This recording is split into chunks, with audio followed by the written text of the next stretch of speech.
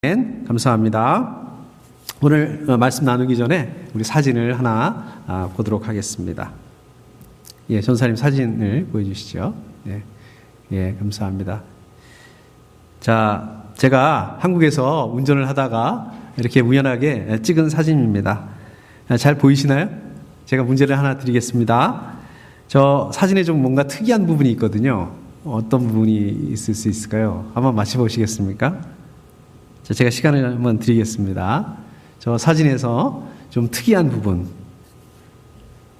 잘 보이시나요? 잘 안 보이시나요? 우리 다음 조금 큰 거죠. 앞차를 이렇게 보면 좀 보이시죠?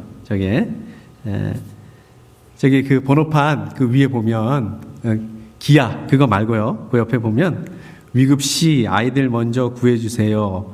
첫째 여아 RH-AB, 둘째 여아 RH-AB 이렇게 되어 있습니다. 저 내용이 그렇습니다. 신호를 대기하고 있는데 처음에는 그냥 멍하니 아무 생각 없이 이렇게 앞차를 이렇게 그냥 보고 있었습니다. 근데 뭐 이렇게 이상한 게 있더라고요. 이렇게 평소에 잘 안 보이던 게 있더라고요. 그래서 저게 뭐지 하고 보니까 아까 그 사진처럼 위급시 아이들 먼저 구해주세요. 이런 내용이 써 있더라고요. 그리고 그 밑에는 그 딸이 둘인 것 같아요. 이제 큰 아이가 RH-고 또 작은 아이도 여자아이인데 RH-다. 이제 이런 내용으로 써 있었습니다. 그러니까 이제 저 내용이 만약에 자동차가 사고가 나서 이제 이렇게 손을 쓸 수 없는 어떻게 할 수 없는 그런 상황이 된다면 예를 들어서 뭐 운전을 하고 있는 그 부모가 죽거나 아니면 이게 정신을 잃어가지고 자기가 설명을 해줄 수 없는 그런 상황이 되면 이제 아이들을 좀 먼저 구해달라. 그 이유가 아이들이 이제 RH-형인데 이게 희귀하잖아요. 굉장히 희귀하잖아요. 우리 혈액형이 대부분 한국 분들은 RH 플러스잖아요. 혹시 여기 RH 분 있으신가요? 없으시죠? 네.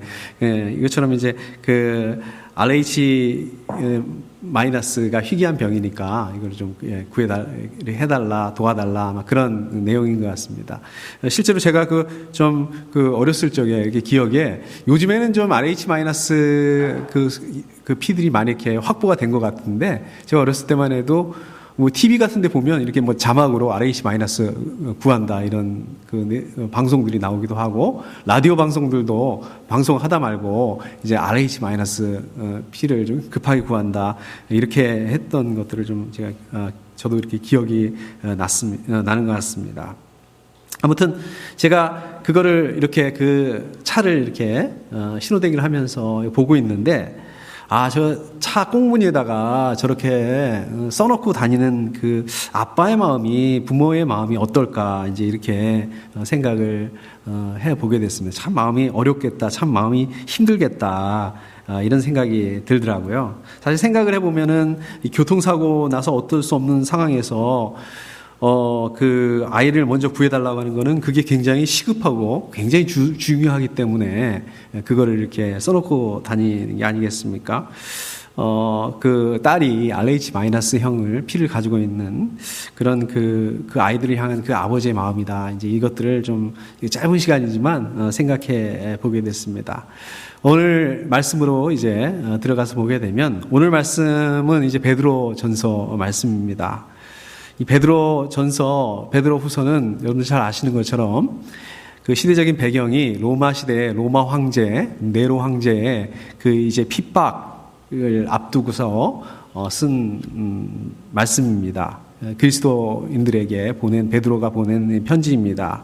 이 교회와 그 그리스도인들에게 곧 있을 그 핍박을 앞두고서 그 믿는 형제 자매들에게 권면하는 그 내용의 편지입니다. 아까 우리 사진에서 본 것처럼 마치 그 사진에서 심각한 교통사고에 대비해서 위급시 아이들 먼저 구해주세요 이렇게 써놓은 것처럼 이제 그런 그 심정을 가지고 이제 그런 마음을 가지고 베드로가 또 하나님께서 믿는 그 성도들을 위해서 권면하는 말씀이다. 저희가 이렇게 볼 수 있겠습니다.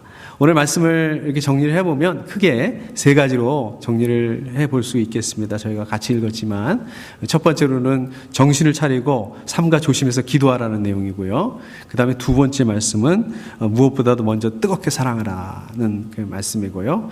그 다음에 세 번째로 하나님께 은사를 받은 대로 선한 관리인으로서 서로 봉사하라, 이렇게 세 가지입니다. 그래서 오늘은 이 세 가지 말씀을 중심으로 해서 오늘 말씀을 나눠보도록 하겠습니다. 먼저 제 첫 번째로 권면하는 말씀이 정신을 차리고 삼가 조심해서 기도하라, 이제 이 말씀입니다. 정신 차리고 기도해라. 그러면 여러분들 그 생각나는 사람이 있죠. 누가 생각이 나십니까? 정신 차리고 기도해라. 생각나는 사람 아니면 생각나는 사건이 있습니다. 누구입니까? 우리 성경에서 이 베드로 자체죠, 그죠? 마태복음, 물론 뭐 사복음서에 보면 다 나오긴 하지만 마태복음 26장 41절에 보면 이제 예수님께서 십자가의 죽으심을 바로 앞두시고 베드로에게 그렇게 부탁을 하세요. 말씀하세요. 시험에 빠지지 않도록 깨어서 기도하여라, 이렇게 말씀하십니다. 그런데 그 결정적인 순간에 정말 그 예수님께서는 십자가의 고난을 앞두시고서 땀이 피가 될 정도로 이렇게 열심히 기도하는 그렇게 기도하셨음에도 불구하고 이제 자타가 공인하는 예수님의 그 수제자 베드로가 정말 그 예수님께서 어디로 가든지 따라가겠다라고 이렇게 고백을 하고, 예수님께서 뭘 하라고 하더라도 하겠다고 평소 그렇게 고백했던 베드로였는데 정말 그 잠을 이기지 못해서 잠을 자느라고 기도를 하지 못했습니다.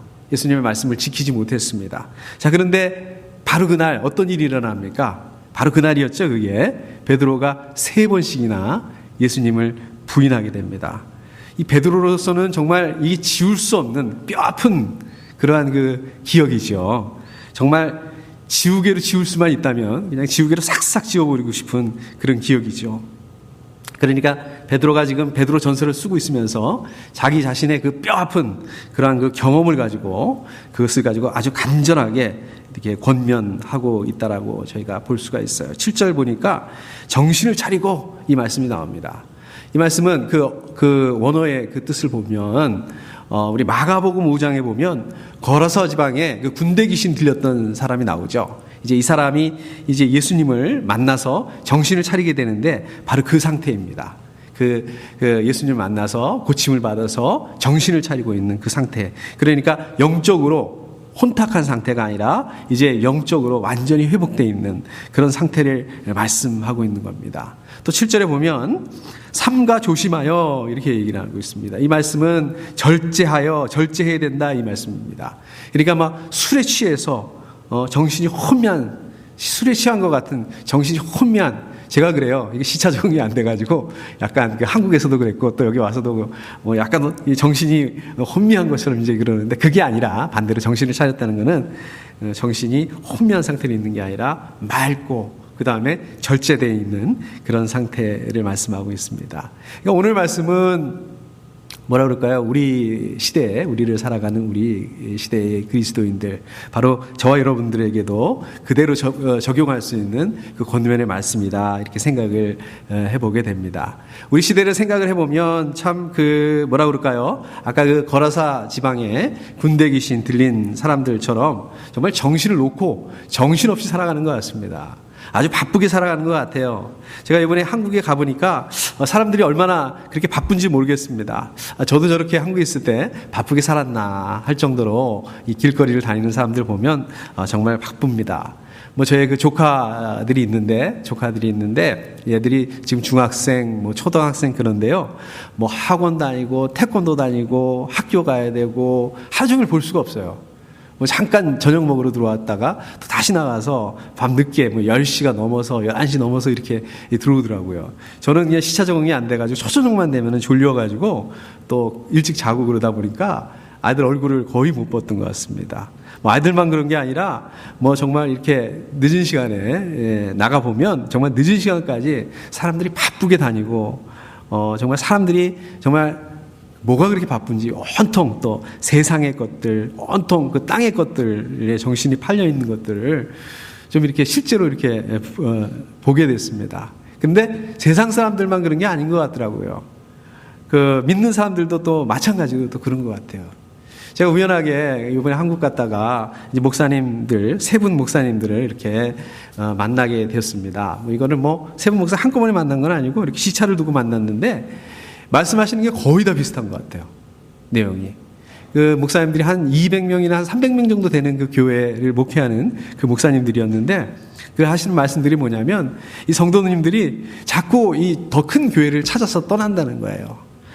성도님들이 좀 이렇게 그 편한 환경이 좋은 그 교회들을 찾아서 떠난다는 거예요. 한 분이 그 안양에서 목회하시는 분이 계셨는데 그 안양이 이렇게 신도시가 이렇게 또 만들어졌나 봐요. 근데 그 신도시 쪽으로 사람들이 많이 빠져나가고 자기 교인들도 많이 이렇게 빠져나갔다 그 얘기를 하시더라고요. 정기적으로 좀 성경 공부를 하려고 하더라도 그게 안 된대요. 기도, 영적 이런 삶에 대해서 사람들이 별로 관심을 가지 않는다고 그러더라고요. 왜 그러냐면 먹고 살기 바빠가지고 너무 빡빡해 하다 보니까 바쁘다 보니까 그럴 여유가 없다. 사람들이 그럴 여유가 없다. 그런 얘기를 하는 거를 제가 들었습니다. 저와 여러분들도 마찬가지입니다. 여러분들도요, 우리 정신 차리지 않고 우리가 중심을 꼭 차려야 합니다. 우리가 정신 차리지 않고 우리가 중심을 잡지 않으면 뭐라 그럴까요? 이렇게 바쁜 시간 속에 이렇게 휩쓸려 간다고 그럴까요? 그런 것 같습니다. 냉정한 마음을 가지고 우리가 오히려 그 반대로 여유를 가지고 하나님 앞에 꼭 나아가는 그런 시간들을 가져야 될 것 같습니다. 데살로니가 전서 5장 6절 말씀에 보면 이렇게 말씀하고 있습니다. 제가 한번 읽어보겠습니다.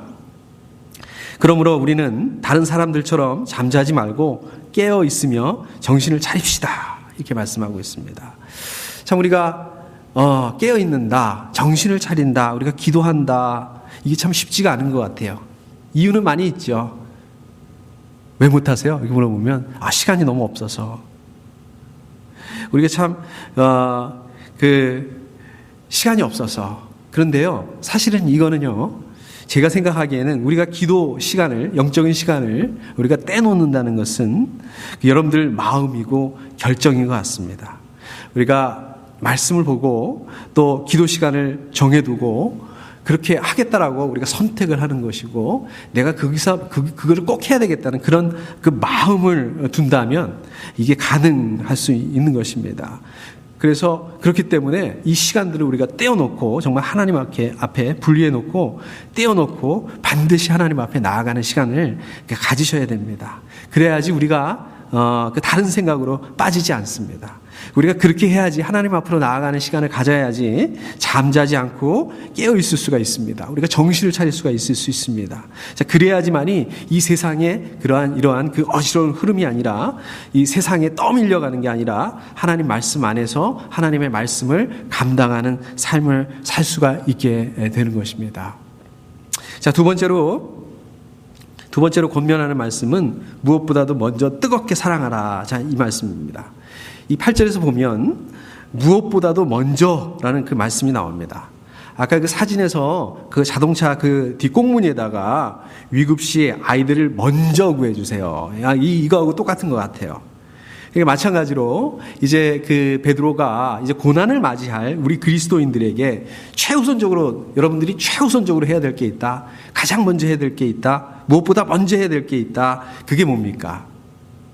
베드로가 권면하고 있는 게 사랑하라는 거죠. 그런데 대충 마지못해서 사랑하는 게 아니라 그냥 아주 서로 뜨겁게 사랑하라. 이 말씀입니다. 여러분들도 뜨겁게 사랑해 보셨죠? 네, 그렇습니다. 바로 그렇게 사랑하라는 거예요. 뜨겁게 사랑하라는 말씀입니다. 그런데 뜨겁게 누구를 사랑하라는 거예요? 뜨겁게 교회 식구들을, 멀리 있는 사람들이 아니라 교회 식구들을 사랑하라는 얘기입니다. 우리가 가만히 생각을 해보면 이 멀리 있는 사람들을 사랑하는 거는 그렇게 어렵지 않습니다. 예를 들어서 우리 한국에 있는 친구들이나 친척들이나 가족들이나 어렵지 않습니다. 오히려 애틋한 마음이 들죠. 그런데 가깝게 있는 우리 가족들, 가깝게 있는 우리 교회 식구들을 이렇게 사랑하는 것은 훨씬 더 어려운 것 같습니다. 왜냐하면 좀 이것저것 많이 보이잖아요. 이것저것 부딪히다 보니까 이것저것 부족한 부분, 연약한 부분들 이런 것들이 많이 보이지 않습니까? 그렇다 보니까 더 어려운 것 같아요.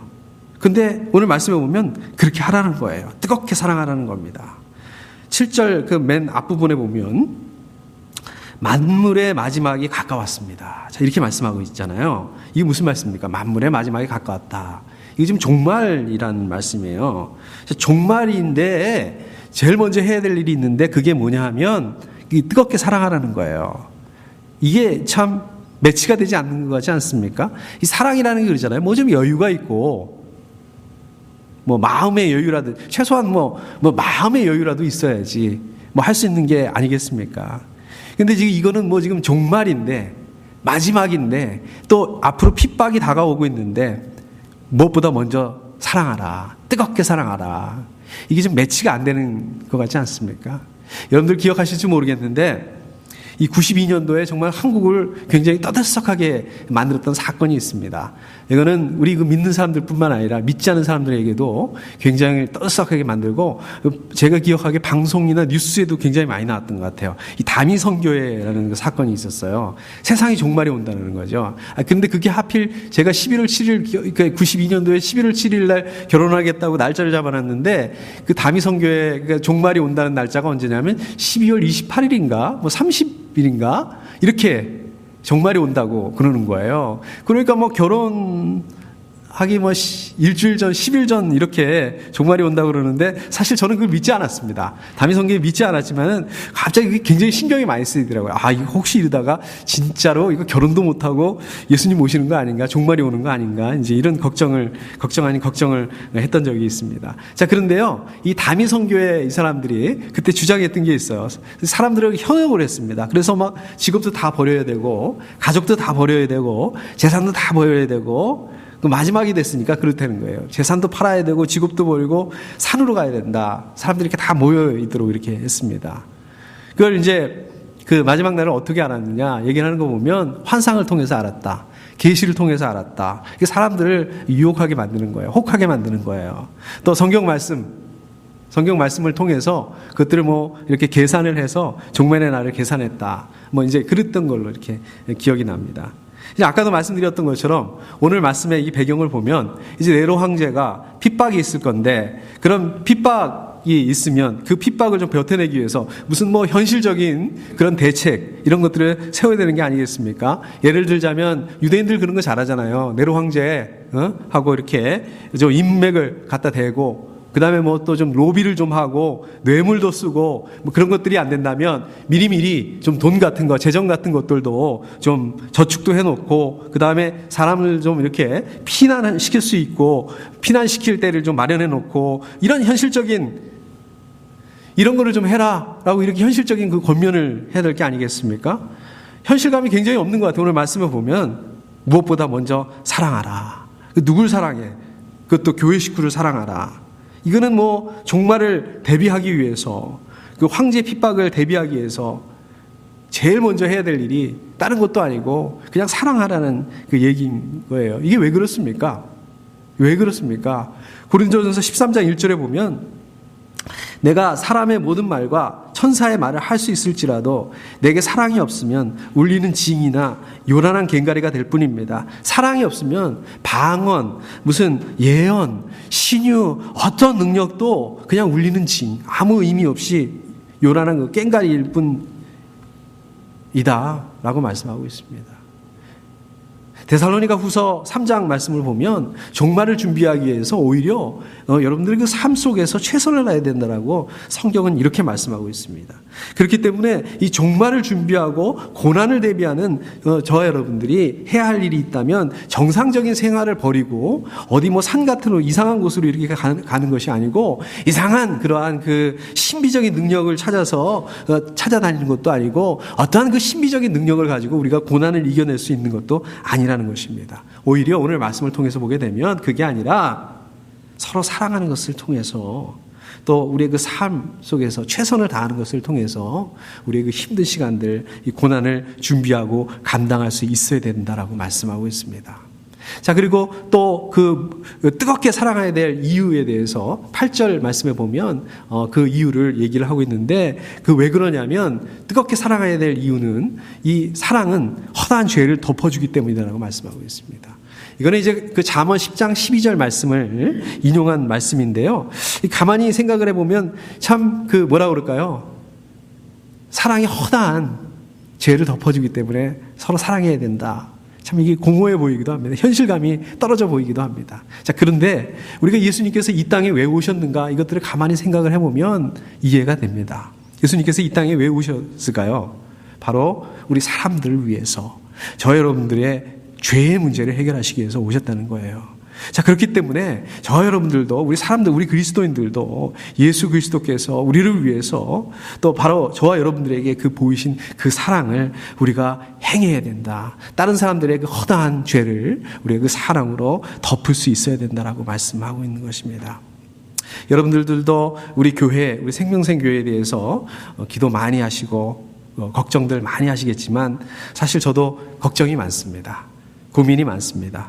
오죽하면 제가 한국에 도착을 해서 첫날, 첫밤에 이제 꿈을 꾸는데, 우리 교회 문제를 가지고 계속해서 고민을 하다가, 고통을, 그거 가지고 걱정을 하다가 잠을 깼습니다.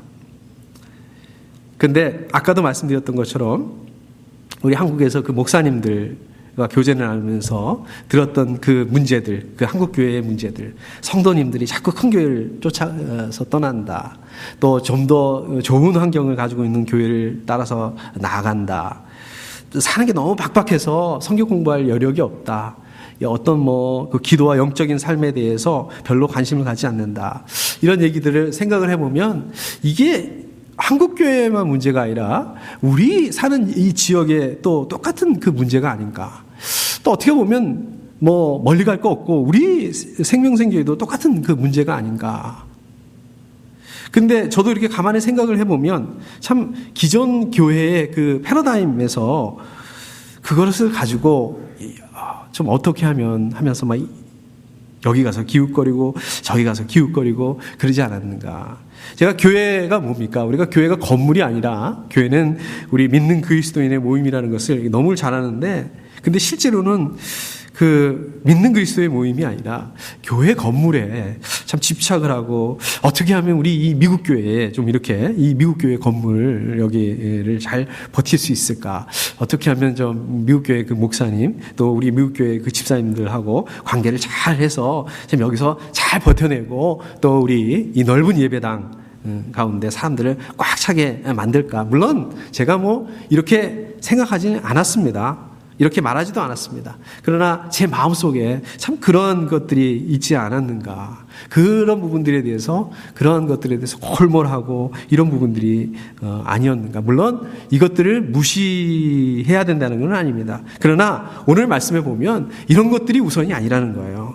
오늘 말씀에 보면 무엇보다도 먼저 우리 교회 식구들끼리 서로 사랑하는 교회가 되어야 된다는 얘기입니다. 오늘 말씀에 보면 우리 식구들, 우리 교회 식구들의 허다한 그 죄와 연약함을 덮어줄 수 있는, 그렇게 사랑할 수 있는 그런 교회가 되어야 된다. 그런 교회를 만들어야 된다라고 말씀하고 있습니다. 저 여러분들이 좀 힘들더라도 이런 교회를 만들어갈 때 교회가 크냐 작으냐, 교회 재정이 안정적이지 않냐, 사실 그런 부분들은 저희가 할 수 있는 부분이 아닌 것 같아요. 이 부분은 하나님께서 하실 수 있는 그 영역이고 부분인 것 같습니다. 여러분들 한번 생각을 해보십시오. 이 예수님께서 죽은 나사로를 살리실 때 어떻게 했어요? 사람들에게 뭐라고 말씀하십니까? 저 무덤에 있는 그 돌을 치우라고 이렇게 말씀하셨지, 그 무덤 안에 있는 죽은 나사로를 살리시라고 이렇게 얘기하지 않으셨어요.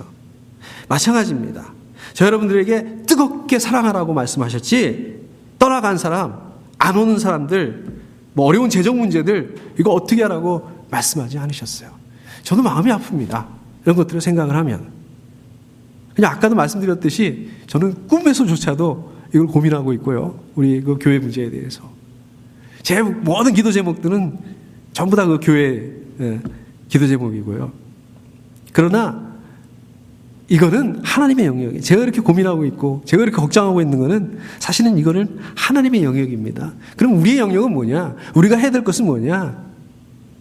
오늘 말씀을 통해서 보면 무엇보다도 먼저 뜨겁게 사랑해야 된다는 것입니다. 자, 마지막 세 번째로 권면하는 말씀을 보면 하나님께 은사를 받은 대로 선한 관리인으로 서로 봉사하라는 말씀입니다. 10절에 보니까 각 사람은 은사를 받은 대로 이렇게 말씀하고 있습니다. 그러니까 은사를 받는다는 게 어떤 특별한 사람만 받는다는 게 아니에요. 어떤 특별한 사람만 받아서 교회를 섬긴다는 것은 아닙니다. 하나님께서 우리 교회 모든 식구들에게 은사를 나눠주셨다는 말씀입니다. 거꾸로 말하자면 여러분들도 하나님의 은사를 다 받으셨다는 거예요. 하나 이상은 받으셨다는 거예요. 자, 그런데 나는 은사가 없다라고 생각하는 경우들이 많죠. 저도 실제로 청년 때는 저는 은사가 없다라고 이렇게 생각을 했습니다. 근데 그게 왜 그럴까요? 이게 왜 그러냐면요, 다른 사람들하고 이렇게 비교를 하기 때문에 그렇습니다. 비교를 해보면 나보다 더 잘난 사람들이 훨씬 많거든요. 나보다 훨씬 나은 사람들이 많거든요. 그렇게 비교를 해보니까 나는 못하니까 나는 은사가 없다라고 생각을 하는 거예요. 예를 들자면 우리 성경 공부를 인도를 잘하신 분이 계세요. 그런데 나보다 더 성경 공부에 인도를 잘하시는 분, 예를 들자면 우리 임 목사님 같은 분하고 이렇게 비교를 해보면 나는 성경 공부 인도하는 건 은사가 아니구나 이렇게 생각할 수 있다는 거예요. 예를 들자면 음식 솜씨가 굉장히 좋으신 분이 있어요. 근데 음식 솜씨가 아주 탁월하신 분하고 이렇게 비교를 해보면 나는 음식 만드는 건 내 은사가 아니구나 이렇게 생각할 수 있다는 거예요. 그러나 이게 은사가 없는 게 아니라는 거예요. 이 자체가 은사라는 것입니다. 또 이 은사는 우리 하나님 기준으로 보는 게 아니라 우리 사람의 기준으로 본다는 거예요. 그래서 어떤 은사는 참 이건 좋은 은사고 어떤 은사는 나쁜 은사라고 이렇게 생각하기 때문에 그렇다는 겁니다. 바울은요, 자기 그 육체 안에 있는 사단이 준 그 육체의 가시도, 사단의 가시도 하나님의 은혜라고 고백을 하고 은사라고 고백을 합니다. 그러니까 우리 사람의 기준으로 보게 되면은 이거는 뭐 별것도 아니고 병이에요. 사람의 기준으로 보면은 이거는 뭐 약하고 못나고 육체의 가시라고 생각할 수 있는 것도 하나님의 기준으로 보면 그게 은사라는 것입니다. 자, 그렇기 때문에 저와 여러분들은 내 은사는 무엇인지 우리가 늘 생각할 수 있어야 되고 이것들을 발견하고 개발하고 또 개발하기 위해서 노력을 해야 하는 것입니다. 자, 그런가 하면 이어지는 말씀을 보면 하나님의 여러 가지 은혜를 맡은 선한 관리인으로서 이렇게 말씀하고 있습니다. 한마디로 저 여러분들이 가지고 있는 그 은사라는 것은 그거의 소유권은 그 은사가 크든 작든 뭐 대단한 것이든 뭐 별거 아닌 것이든 이것은 소유권이 하나님께 있다는 게 이거 하나님의 거라는 거예요. 하나님의 것이기 때문에 이 은사를 누구를 위해서 써야 되냐면 교회 공동체를 위해서 사용할 수 있어야 된다는 것입니다. 이 은사를 가지고 자기 자신의 이름을 내기 위해서 자기 자신의 유익을 위해서 자기 자신을 위해서 사용하면 안 된다는 거예요. 요즘에 한국 교회 큰 교회들 그 문제들이 많이 얘기들이 나오고 있지 않습니까? 그 얼마나 그 귀한 은사입니까? 큰 은사입니까? 교회를 그렇게 크게 만들고 크게 성장시켜 놓은 거는 얼마나 그 귀한 은사입니까? 그런데 이거를 가지고 대물림을 하려고 아들에게 물려주려고 하다 보니까 이 문제가 생기는 게 아니겠습니까? 왜 그렇습니까? 이거 하나님 거라고 생각을 한다면 그럴 수 있을까요? 그렇게 할 수 없을 것 같아요. 자기 거라고 생각하기 때문에 그렇게 하는 거예요. 그러나 그 결과는 뭡니까? 이 교회에 큰 문제가 생기게 되고 그 교회만 문제가 생기는 게 아니라 전체적으로 우리 기독교 전체적으로 그 큰 어려움을 가지게 그러한 그 결과를 초래하게 만드는 것입니다. 그러나 반대로 우리 예수님을 보십시오. 예수님이 어떤 능력을 가지고 있었습니까? 오병이어의 능력을 가지고 계셨어요.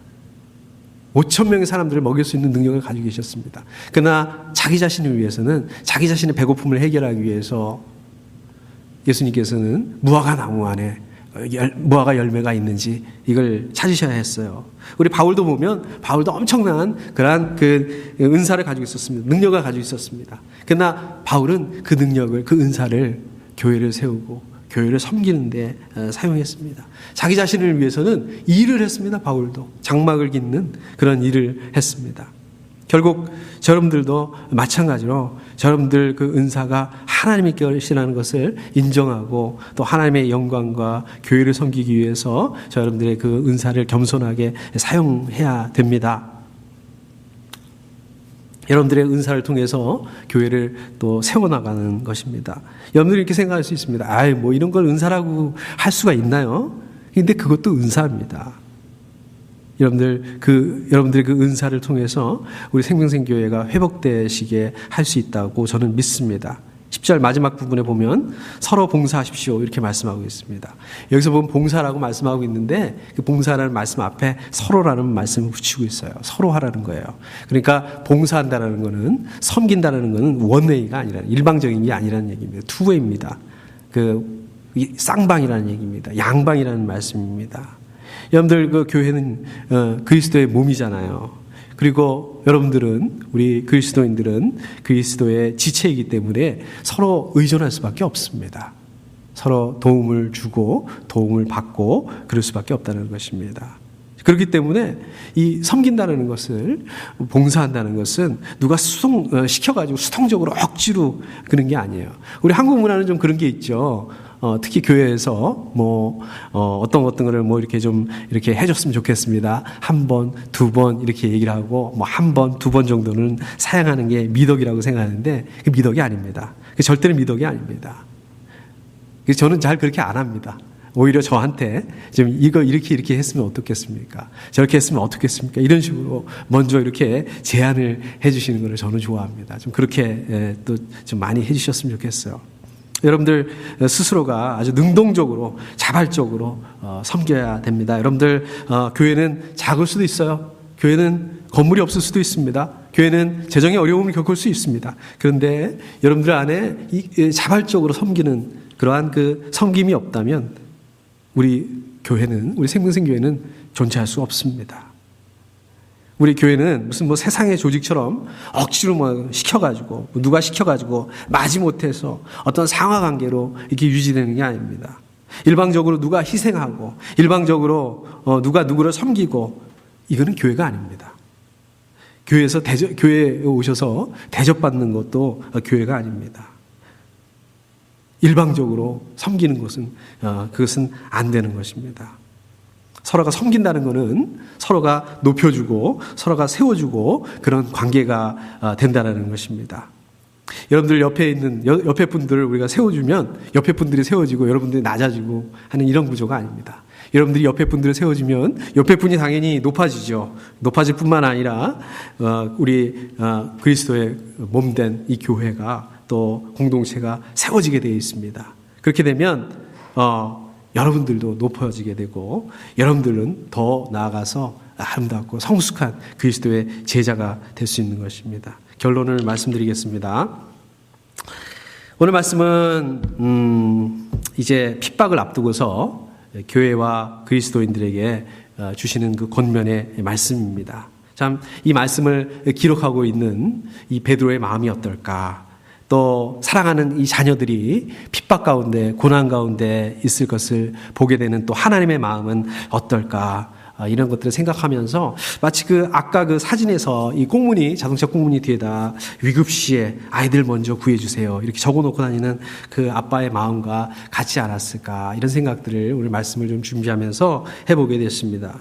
제 생각으로는 이 어려운 일, 고난의 그런 시간들을 맞이하게 되면 그것을 대비하기 위해서 좀 재물도 좀 준비해 놓고 또 피난처도 좀 준비해 놓고 좀 더 좀 좀 전도도 좀 많이 해서 좀 많은 사람들이 더 모일 수 있게 이렇게 권면해야 될 것 같은데, 오늘 말씀해 보면 정신 차리고 삼가 조심해서 기도하라고 말씀하고 있고요. 무엇보다도 뜨겁게 사랑하라고 얘기하고 있고, 하나님께 은사 받은 대로 선한 관리인으로서 봉사라고 이렇게 권면하고 있습니다. 이게 다예요. 이게 쉽습니다. 간단합니다. 간단하지만은 이 세 가지가 마치 삼겹줄과 같습니다. 삼겹줄처럼 연결되어 있습니다. 이 어려움을 이겨낼 수 있는 방법은 첫 번째로 하나님께 기도하는 방법밖에 없다는 거예요. 하나님 붙들고 늘어줄 수밖에 없다는 겁니다. 그렇게 또 개인적으로 하나님과의 관계뿐만 아니라 우리 사람과의 관계, 우리 교회 안의 식구들끼리 서로 연합을 해야 된다는 거예요. 그게 어떻게 연합할 수 있는가? 사랑을 통해서 연합할 수 있다는 얘기입니다. 서로 사랑하는 것을 통해서 연합할 수 있다는 겁니다. 어떻게 연합할 수 있는가? 서로 섬기고 봉사하는 것을 통해서 연합할 수 있다는 얘기입니다. 여러분들 풋볼 보시죠? 풋볼 보시면은 상대방의 공격을 막아내기 위해서 스크랩을 짜고 어깨동무를 하고 스크랩을 짜고 막아내잖아요. 마치 이것처럼 그것을 말씀하고 있습니다. 그런데 이 권면은 바로 우리 교회에, 우리 생명생교회에 그대로 적용할 수 있을 것 같습니다. 줄여가지고 간단하게 세 가지로 기도하고 사랑하고 봉사해야 됩니다. 그래야만 우리 생명생교회를 회복시킬 수 있고요. 그래야만 우리 생명생교회를 다시 바로 세울 수가 있습니다. 그래야만 하나님께 영광을 돌릴 수가 있습니다. 여러분들 이 세상의 흐름에 휩쓸리지 말으셨으면 좋겠습니다. 다른 교회들이 이렇게 하고 저렇게 하고 이렇게 해야 된다. 이런 부분들에 대해서 우리 휩쓸리지 말았으면 좋겠습니다. 이 지역에, 여러분들 이 지역에 우리 한인교회가 얼마나 있는지 아세요? 200개가 넘습니다. 이 많은 교회들이 있는데 우리 교회가 더 있어야 될 그 이유는 뭘까요? 사실 우리가 계속해서 기도하고 이 답변을 구해야 합니다. 저도 잘 모르겠습니다. 그런데 최소한 이 다른 교회들이 하는 거, 다 따라하는 거, 그거는 아닌 것 같아요. 최소한 우리 교회는 오늘 말씀처럼 정신을 차리고 기도하고 서로 뜨겁게 사랑하고 또 하나님께 받은 그 은사를 우리는 그 관리인으로서 그걸 가지고 서로 봉사하고 서로 섬기고 그러면서 하나님께 영광 돌리는 그런 그 교회로 세워 나가는 그런 교회가 될 거라고 또 생각을 해보게 됐습니다. 우리 함께 기도하겠습니다.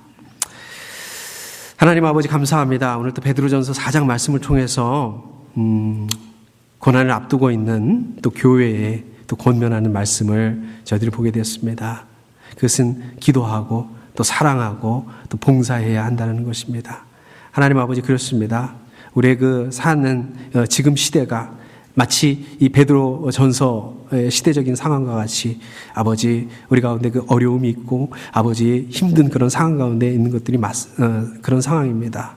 또 우리 교회의 그 상황을 보더라도 정말 그러한 그 어려운 상황에 있는 것들이 맞습니다.